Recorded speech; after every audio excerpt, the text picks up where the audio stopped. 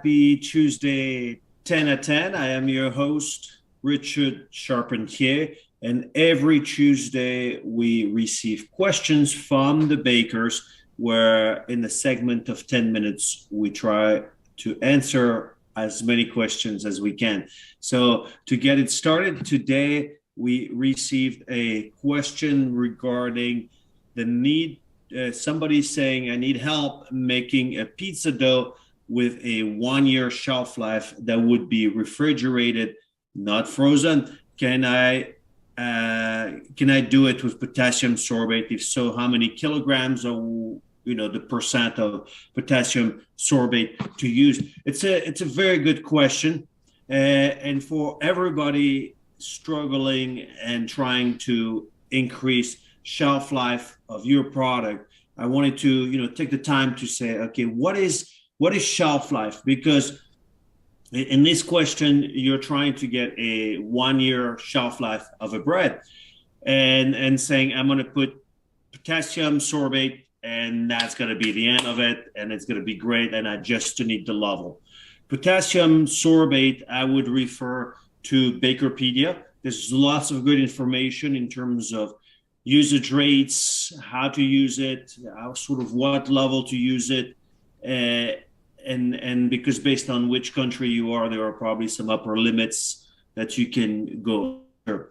But when we start saying an example of a 1 year pizza shelf life, I worked for the making products for MREs, which is military rations for the US military. And food can last up to 3 years in the proper packaging, ambient. So once you go refrigerated pizza, you didn't mention whether it was baked or raw. Raw would be almost impossible, but again, you never know what you're trying to do. If you go for 1 year, a full year baked pizza, the distilling will happen. Stilling of the starch, basically molecules will start stilling and getting hard. So you're going to have to do a lot of work right there and then to do that. And when you think of a pizza dough is already pretty high moisture because it's a bread. So you have to fight mold issues. You have to fight stilling, because in a refrigerated, it's depending on the container that you have, and also in refrigeration, you also will have to fight oxidation, and where you might change color because of the temperature at which it is constant. Just think about it. If you were to take a pizza crust and leave it in your fridge for 1 year, would it still be good after 1 year? So again, I'm not saying it's not doable. I'm talking from a R&D a point of view. 1 year is very long to do. I'm not saying not doable, but it needs more than just potassium sorbate. So please, if you have your projects done and it's already done and you have no issues, that's fantastic. But when you come to doing product development and extending the shelf life, and I've explained it before, so hopefully for those who listen, so this is the way I look at it from shelf life and shelf life extension. Remember, I have 36 years of experience within the bakery industry. I've worked for large companies holding senior positions for the product development team. I have a degree in bakery science. I've worked, from small bakeries to large bakeries. At the end of the day, the principles are all the same, when you apply science. And once you want to extend the shelf life of one product, you have to start understanding the rules and principles that you have at your disposal in order to apply them, so you get to your results faster and you get successful results.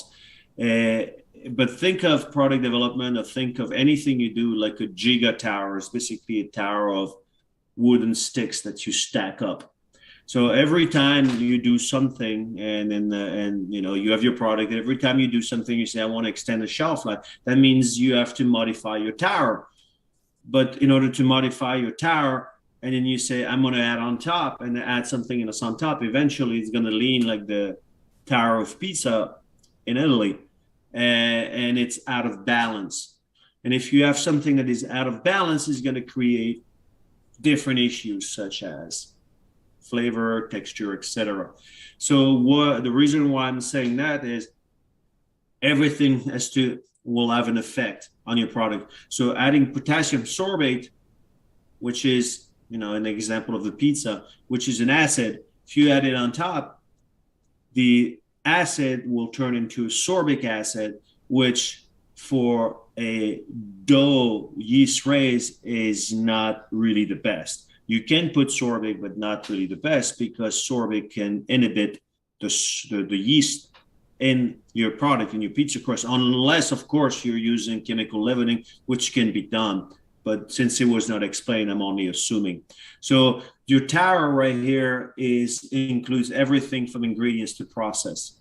So anything that is being changed, just think of a tower. Every time you say, oh, now my pizza crust is going to go into refrigeration. Oh, my pizza crust will go to being frozen. So everything has an effect on how you formulate with the ingredients and how much you have. So it's not just one size fit all. That would be fantastic, that you could say, hey, I got one level, one pill, and everybody can take it and it works for everybody. So it works the same way. So the reason why I'm taking the time, and hopefully for those who are listening, it takes time to really rethink of everything from process to packaging to ingredients and how they're being mixed and how they're being utilized. Everything in baking, even though how simple it seems, is very, very, very important to the quality and the consistency and the shelf life of your finished product.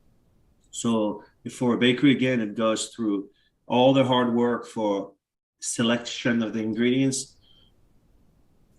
preservation of the ingredients, the way the ingredients are processed, are blended, are mixed together, the way the breads or the cakes are being baked and cool and packaged, the type of sanitation program you have in your facility, how often you clean, how well you clean, and all of those small details, even though we don't talk about it all the time, as minute as they seem, and we all only think of, hey, I need potassium sorbate and what level.